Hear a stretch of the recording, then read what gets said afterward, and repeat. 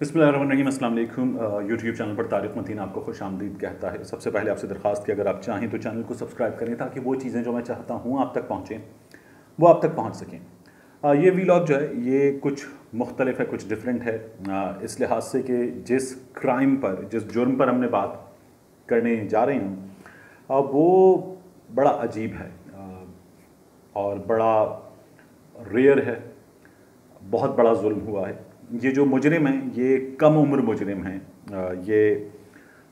इन्होंने एक मासूम बिल्ली के बलूंगड़े के साथ जो कुछ किया है, कुछ मालूमात मैंने हासिल कर ली हैं। Let's not go into the details of those. कौन हैं इन कम उम्र मुजरिमों के बारे में, क्या मालूमात हैं, इसको छोड़ दीजिए। Law should take its due course, तो कानून अपना काम करेगा। लेकिन बहरहाल ये स्टोरी बड़ी अजीब है।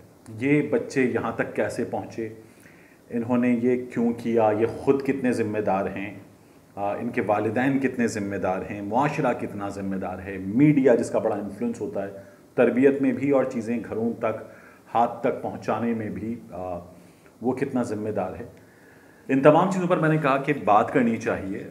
मेरे साथ इस वक्त जो शख्सियत मौजूद है वो उनके मुझ पर बड़े एहसानात हैं। वो मेरे स्कूल के दिनों के उस्ताद हैं, प्रोफेसर अली अकबर साहब। कई किताबों के मुसन्निफ़, बच्चों के लिए उन्होंने बहुत लिखा है, कई किताबें लिखी हैं। पूरे मुल्क में जाते हैं, असातिज़ा की तरबियत करते हैं, बच्चे उनसे बड़ी मोहब्बत करते हैं। मैंने बोलना उनसे सीखा है, मैंने लिखना उनसे सीखा है, मैंने पढ़ना उनसे सीखा है। मुझे स्कूल के दिनों में उन्होंने पढ़ाया, और जब मैंने कुछ वक्त के लिए स्कूल के कुछ एक बच्चों को एक और स्कूल में पढ़ाया तो मुझे पढ़ाना उन्होंने सिखाया है। तो वो मेरे साथ मौजूद हैं। आप माहिर नफ्सियात भी हैं, बच्चों की नफ्सियात समझते हैं, असातिज़ा के मुअल्लिम हैं, असातिज़ा की तरबियत करते हैं। एजुकेशनल रिसर्च इंस्टीट्यूट जो है उसमें आपने असातिज़ा की बड़ी तरबियत की है। तो बहुत बड़ी शख्सियत हैं। मैंने उनसे दरख्वास्त की कि मुझे इस हसास मौजू पर उनका वक्त चाहिए, और वो मेरे साथ मौजूद हैं। तो उनसे गुफ्तगू का सिलसिला शुरू करते हैं। और सबसे पहले मैं उनसे ये पूछना चाहूँगा कि ये जो बच्चों ने किया है, और सबसे पहले मैं उनसे ये पूछना चाहूँगा कि ये जो हुआ है, ये जो किया गया है, इसमें हम कम उम्र मुजरिमों को, इन लोगों को कितना ज़िम्मेदार समझें, ये ख़ुद कितने ज़िम्मेदार हैं, क्योंकि फ़िक्री तौर पर ये कितने बड़े हो चुके कि ये मुकम्मल तौर पर इसके ज़िम्मेदार करार दे दिए जाएं, और जो कुछ इन्होंने किया है इसका तमाम बर्डन इन पर हो, इसका ओनस इन पर हो। तो ये मैं उनसे सबसे पहले जानना चाहूँगा। अस्सलाम वालेकुम सर, कैसे हैं आप? अल्हम्दुलिल्लाह। सर सबसे पहले तो ये बताइए कि 15-16 बरस का मुजरिम, एक कम सिन मुजरिम, खुद अपनी हद तक कितना जिम्मेदार है इस फेल के लिए? बिस्मिल्लाहिर्रहमानिर्रहीम।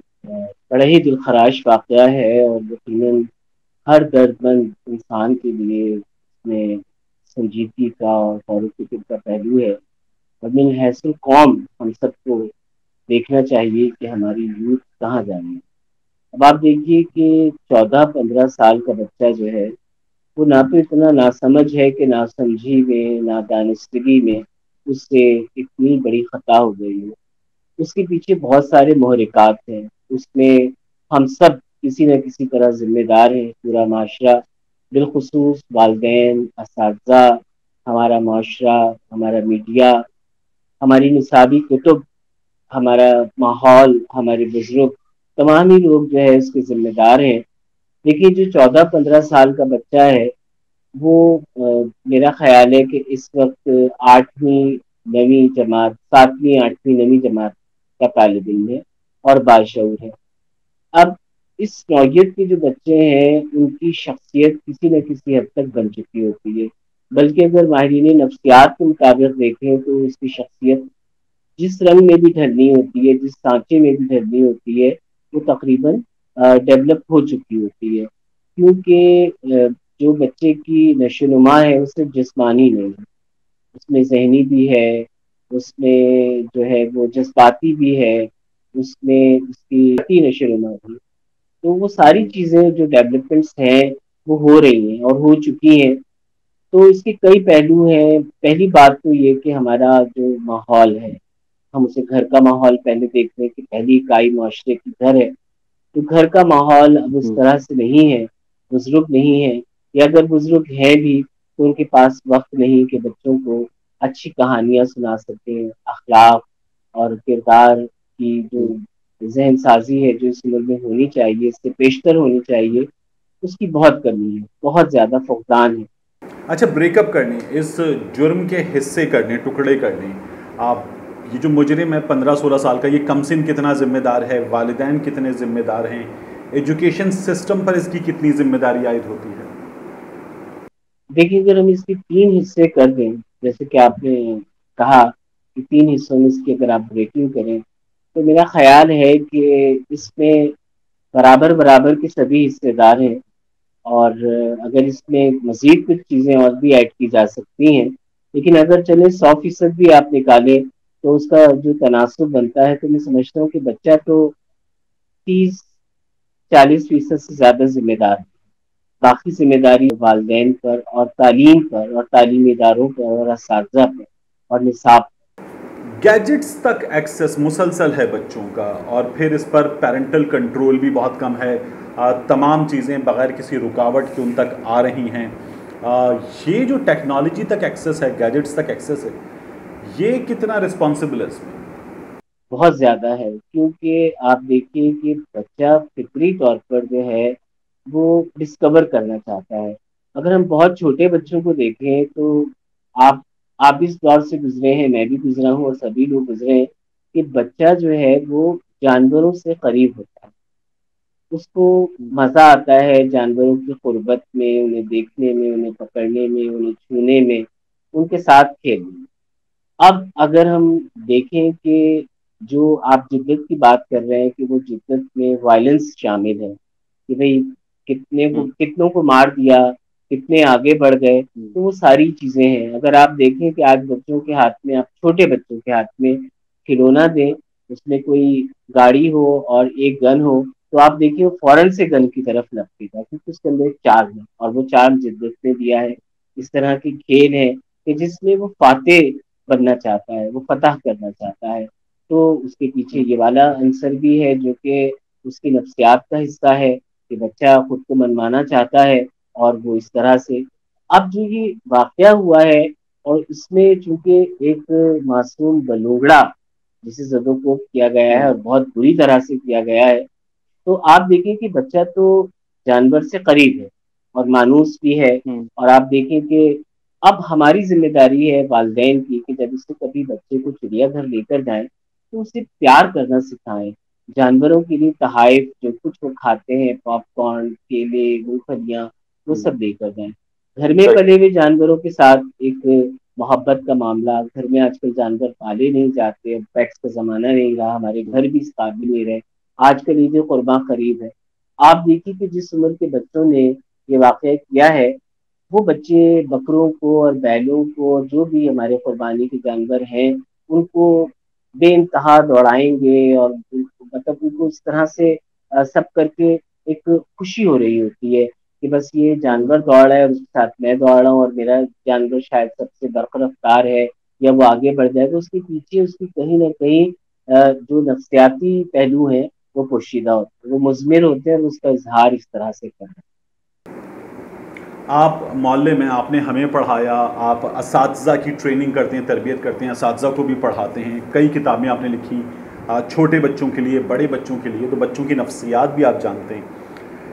بچوں کو تعلیم کے دوران حساس موضوعات پر کیا چیزیں دینی چاہیے، کیا چیزیں روکنی چاہیے، اس بارے میں بھی ہماری ایک بحث ہو رہی ہے کہ بچوں کو تو یہ بتا دیں آپ کہ 12ویں کے بچوں کو بھی کہ پری آتی ہے اور ایک پوٹلی میں بچہ رکھ کے چلی جاتی ہے، تو کتنی چیزیں بچوں کو دی جا سکتی ہیں، کتنی چیزیں روکی جائیں؟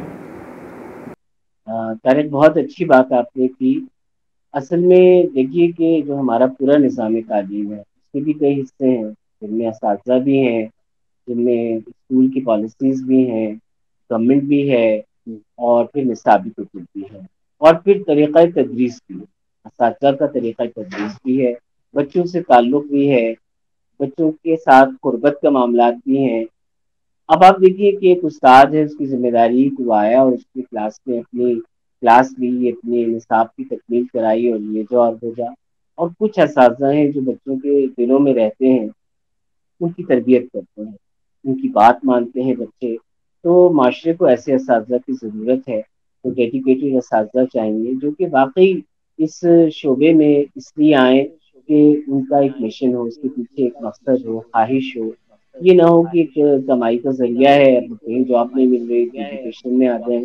تو بہتر ہے کہ وہ کسی اور فیلڈ میں چلے جائیں.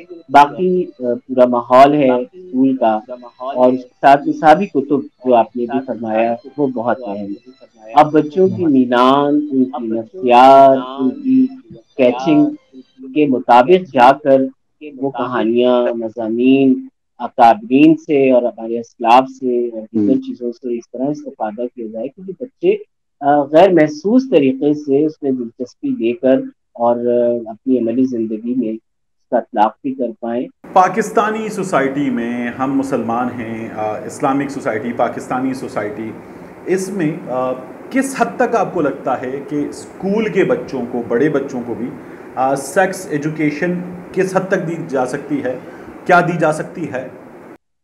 بالکل ہونی چاہیے، اور آپ دیکھیں کہ شاید ابھی بھی بہت کمی ہے. جیسے آپ نے فرمایا کہ ہمارا ملک ایک اسلامی ملک ہے اور ہم مسلمان ہیں، لیکن شاید ہماری جو اقدار ہیں، اسلامی اقدار، وہ اس طرح سے ابھی پوری طرح حلاوت نہیں کر پائی ہیں. میں پھر اسی واقعے پر آؤں گا کہ جو ایک بلوگڑے کو بچوں نے بری طرح سے زد و کوب کیا، تو اس کے پیچھے تو پوری تعلیمات ہیں نبی صلی اللہ علیہ وسلم کی. کئی احادیث مبارکہ جو ہے وہ اس حوالے سے ہیں کہ آپ جانوروں پر رحم کراتے کہ آپ کی شخصیت کا ایک بہت اہم پہلو جو ہے وہ جانوروں پر رحم بھی ہے. آپ عمار صلی اللہ تعالی رحمت اللہ عالمین، تو اس میں تمام جہانوں میں جانور بھی شامل. اور آپ نے کئی بار ایسا ارشاد فرمایا کہ جانوروں کا ذبیحہ کرو تو چھری تیز کر دیا کہ انہیں تکلیف نہ ہو. جیسے اس زمانے میں اونٹ کا کوہان کاٹ کر یا دمبے کی چکی کاٹ کر چربی حاصل کی جاتی تھی اور کھائی جاتی تھی. یا اسلام سے پہلے یہ تھا کہ اگر کوئی شخص مر جاتا تو اس کی قبر پر وہ جانور باندھ دیا جاتا اور اس کو جو ہے مارا جاتا اور پھر اسے کھایا جاتا اور اس کو فیاضی کی بات سمجھی جاتی. اسی طرح سے کچھ اور جانوروں کے ساتھ بھی یہ کیا جاتا ہے کہ انہیں تا وقت مارا جاتا کہ جب تک وہ مر نہ جائیں، اور پھر ان کا گوشت تقسیم کیا جاتا اور کھایا جاتا. لیکن اسلام نے، خصوصاً نبی کریم صلی اللہ علیہ وسلم جو کہ شارع اسلام بھی ہیں اور شارع اسلام بھی ہیں، تو آپ صلی اللہ علیہ وسلم نے اپنے عمل سے جانوروں سے محبت کرنا سکھایا اور کہا کہ ان کی پیٹھوں پر جو ہے وہ اتنا بوجھ مت لا دو کہ یہ اٹھا نہ پائیں، جب کہیں سستاؤ تو ان کی پیٹھوں پہ سے بوجھ اتار دے. ایک غزوہ نہیں، ایک سفر تھا جس میں ایک صحابہ جو ہے انہوں نے کھانا پکانے کے لیے چولہا جلایا، تو وہاں قریب ہی چیونٹیوں کی بل تھی یا ان کا گھر تھا. تو آپ صلی اللہ علیہ وسلم نے جب چیونٹی کو دیکھا تو آپ ناراض ہوئے اور آپ نے فوراً کہا کہ آپ ٹھنڈی کر دو اور کہیں اور جو ہے اس کا بندوبست کرو. تو ہمارا دین تو ایسا خوبصورت ہے، اس کی تعلیمات اتنی خوبصورت ہے کہ میرا خیال ہے کہ ہم بطور والدین، بطور اساتذہ، بطور معاشرے کے فرد اگر ان سے استفادہ کرے تو میں نہیں سمجھتا کہ ہمارے بچوں کے اندر کوئی وائلنس ہوگا، کوئی اس طرح کی چیز ہوگی. ہر طرف پیار کے دیے جلیں گے اور جو ہے محبتوں کی پھول کھلیں. اچھا، لوگ سوشل میڈیا پر ان بچوں کو مکمل طور پر ذمہ دار قرار دے کر ان کو مغلظات سے نواز رہے ہیں. جیسے وہ ماں پر تشدد والا کیس ہوا تھا، تو اس میں بھی یہ ہوا کہ ماں پر ہی ہاتھ اٹھانے والے کو ماں کی ہی گالیاں لوگ دے رہے تھے. یہاں پر بھی ان بچوں کو مغلظات بکی جا رہی ہیں. 6-7 دن انہوں نے یہ مسلسل گھر پہ کیا ہے. والدین کتنے ذمہ دار ہیں کہ یہ بار بار اس کام کو کرتے رہے، انہیں پتہ ہی نہیں چلا ہوتا رہا یہ سب کچھ. والدین کتنے ذمہ دار ہیں؟ والدین کی ذمہ داری تو بہت زیادہ ہے. ہم صرف بچوں کو قصوروار نہیں ٹھہرا سکتے، کیونکہ یہ بچے بہت چھوٹے نہیں ہیں، باشعور ہیں. اس لیے ان کو میں سمجھتا ہوں کہ اگر 100 میں سے 33% ذمہ دار ٹھہرا دیا جائے تو وہ غلط نہ ہوگا. لیکن والدین بھی برابر کے ذمہ دار ہیں. اگر کیا والدین اتنے بے خبر ہیں کہ اپنے گھر میں ہونے والی سرگرمیوں سے بھی وہ ناواقف ہیں کہ بچے کیا کریں؟ آپ دیکھیں کہ بسا اوقات ایک مثال بن گئی ہے تو نادان دوست منشی پریم چند کا جو افسانہ ہے، وہ اس میں جو کیشو اور شیاما جو ہے وہ چڑیوں کے بچوں کو ریسکیو کرنے کے لیے، ان کے انڈوں کو ریسکیو کرنے کے لیے وہ اپنی ماں سے چھپ کر جو کر رہے ہیں، لیکن وہ نادانی ہے اور اس کی والدہ بھی انہیں سمجھاتی ہیں. تو ہمارے ٹھیک ہے کہ بچوں کے علیحدہ سے کمرے ہیں، سب کچھ ہے، لیکن کیا والدین اتنا بھی نہیں دیکھتے کہ بچے کیا کر رہے ہیں، ان کی سرگرمیاں کیا ہیں، انہیں کس بات سے روکنا چاہیے. اور اس سے بہت پہلے بچوں کی تربیت کس انداز سے کرنی چاہیے کہ وہ اس حد تک جائے ہی نہ. تو یہ تو بہت بڑی ذمہ داری والدین کی بھی ہے، اور میں خود اور اپنے آپ کو بھی بری ذمہ نہیں کروں گا، پورے معاشرے کو بھی، اس میں اساتذہ بھی بہت بڑی طرح سے انوالو ہیں کہ وہ بچوں کی اس طرح سے اخلاقی تربیت نہیں کر پاتے جو کہ کرنی چاہیے. اللہ تعالیٰ ہم سب کو اپنے فریضے کو سمجھنے اور اسے اصل طریقے سے انجام دینے کی توفیق بھی عطا فرمائے. لیکن میرا خیال ہے کہ اس کو مکمل طور پر بچوں کو ذمہ دار ٹھہرا دینا اور انہیں مغلظات سے نوازنا، یہ تو جلتی پر جو ہے تیل چھڑکنے کا کام ہے. یہ بھی انتہا پسند، یہ بھی انتہا پسندی کی ایک انتہا ہے کہ آپ مسئلے کو ٹھیک. سلجھانے کے بجائے اس طرح سے الجھا رہے ہیں. جو واقعہ آپ نے بھی بیان کیا کہ وہ میری نظر سے بھی گزرا کہ وہ ماں پر تشدد کرنے والے کے ماں کی گالی، یعنی کہ کیا ہے، کس طرف جا رہے ہیں. سر تھینک یو سو مچ. اور سر علی اکبر جو ہیں ان سے اسکول میں اس ناچیز نے لکھنا سیکھا، پڑھنا سیکھا، بولنا سیکھا. آج جو کچھ بھی میں ہوں اس میں سر علی اکبر کا بہت بہت بہت بہت بڑا حصہ ہے، اور انہی کی بدولت ہوں. تو مجھے اردو انہوں نے پڑھائی، مجھے انگلش سر علی اکبر نے پڑھائی. تو جو کچھ بھی تھوڑا بہت مجھے آتا ہے تو آج اس میں سر کا حصہ ہے. Sir thank you so much, thank you so so so much. میں انشاءاللہ کراچی آتا ہوں دوبارہ تو میں اپنا کان آپ کے سامنے پیش کروں گا کہ آپ اسے کھینچیں. اور میری نالائقی کہ میں آپ سے بہت کم رابطہ رکھ پاتا ہوں، میں انشاءاللہ حاضر ہوتا ہوں. سر تھینک یو سو مچ.